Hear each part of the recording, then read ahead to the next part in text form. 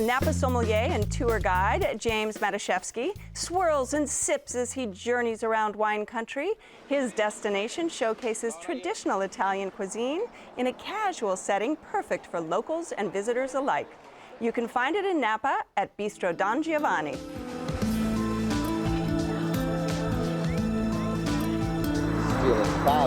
I'm from a small town in Italy, and I always loved Tuscany since I could remember, and I had this opportunity to move to Napa Valley, and as far as the view of the vineyards and the mountains, it's probably the closest thing to Tuscany for me. I'm Giovanni Scala. I'm the owner of Bistro Don Giovanni restaurant. So my wife, Donna, and I started this restaurant. She passed away 3 years ago. Her name was Donna, I was Giovanni, and it was also the kind of play on words, so we came up, instead of Donna and Giovanni, we came up Don Giovanni. The restaurant sits on 1 acre, so we have a beautiful fountain. We have an amazing garden, so we produce a lot of beautiful vegetables. And basil and parsley, oregano. Donna was our chef. She was the original chef. We spent a lot of time with my mom in the kitchen, and she learned a lot of the amazing recipe that my mom passed on. We make our own bread, our own dessert, and amazing pizza. Our pizza is probably the best one around. Donna trained this young guy, his name is Hugo Ortiz. He was 16 years old. He started as a dishwasher. And Donna sees something in this young kid. Yeah, he's been with us 20 years now, so there's nothing that goes by every day that he doesn't say something about, hey, we did this 24 years ago with Donna, we should continue to do this. The way you greeted at the door is very important. Like, I invite you to come to my house and you bring your dog and your kids, and you will have great food and great time and a good bottle of wine. That's what it's all about. That's what Napa Valley is all about. All right, James. Well, first, I heard that you love pink. So when they said, what kind of wines do you like, I wanted to at least start you off with a little, you know, I know your mantra is drink pink. Rosé all day, babe. Rosé all day. So we have a nice Rosato from Italy. What a way Cheers. to start the day. Cheers. No pressure, ladies, but he just scored. That was good. All right. Great. Beautiful. Great. Now, this is actually a great way to talk about Don Giovanni. For those of us in the wine business, it is certainly a place where locals live, don't they? We do. Most of us belly up to the bar, and we know the bartenders by name. The thing I love most about Don Giovanni's is that the menu's fairly extensive, but there are so many variety of dishes, and they change them up. They have a risotto of the day, they have a pizza of the day, they have a pasta of the day, very dynamic menus. And we walked in, of course, Giovanni was right there.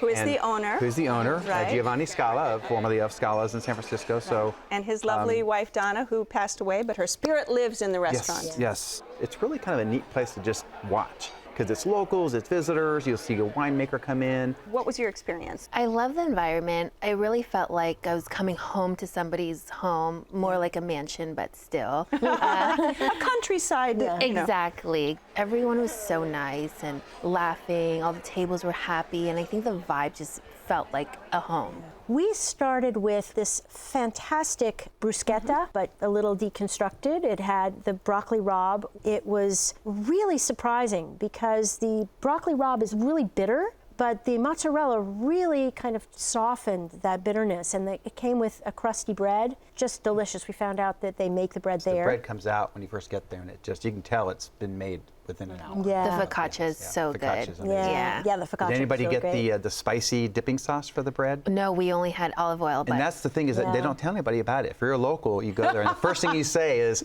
bring me the spicy dipping sauce, because it's the Next balsamic time. with the spices, and the focaccia, you know. So the you're chef giving away has all the it. secrets I now. know. well, telling that's everybody good. all the That's a Next good secret time to I'll know. ask for the spicy. You know, we had the focaccia on the table, but we were also involved with the different appetizers that we ordered that we didn't pay a lot of attention to it, which is odd because my husband, the Frenchman, always eats bread. Right. And he didn't even barely touch the bread.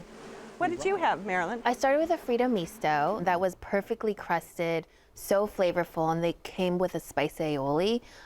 There was rock shrimp, calamari, a Fennel and onion, all yeah, that, yeah. fennel And that's a onion. signature dish. The crust was flavorful, and it wasn't too oily. It was perfect. Sometimes we'll just get the Frito misto, and an entree and call it a night. Along with the Frito miso, I also tried the grilled octopus, actually. Grilled octopus. Did Yeah, you have we had that? The octopus was served with some crispy potatoes, came with it in a kind of a frisée, if I remember. Frisée and Yeah. the olives and the lemony oil dressing that was Right. really light but just gave enough Right. flavor. Yeah, it was very lovely. I got the lamb shank, just this giant mound of a lamb shank. I mean, ginormous bone, and it came on this bed of beautiful white Tuscan beans, and it just peels off the bone. Incredible. It was Yeah. such a good dish. And the flavor, I mean, you can just smell it. Oh my God, I'm sitting here remembering exactly what it was like. I mean, this was a perfect dish for sharing. The lamb was so perfectly seasoned and everything was really nicely cooked. Well, we ordered a couple entrees, but my favorite was the cacio e pepe bucatini. And rarely do I find a bucatini that's house made. It was fatter on the noodle side. It was such a light flavor, not too cheesy.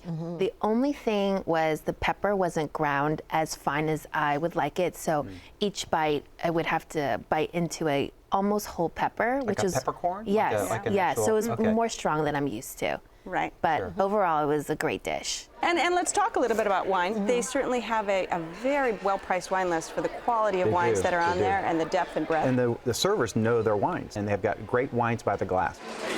What about the calzone and the The pizza? calzone was great. It was filled with broccoli rabe and spicy sausage.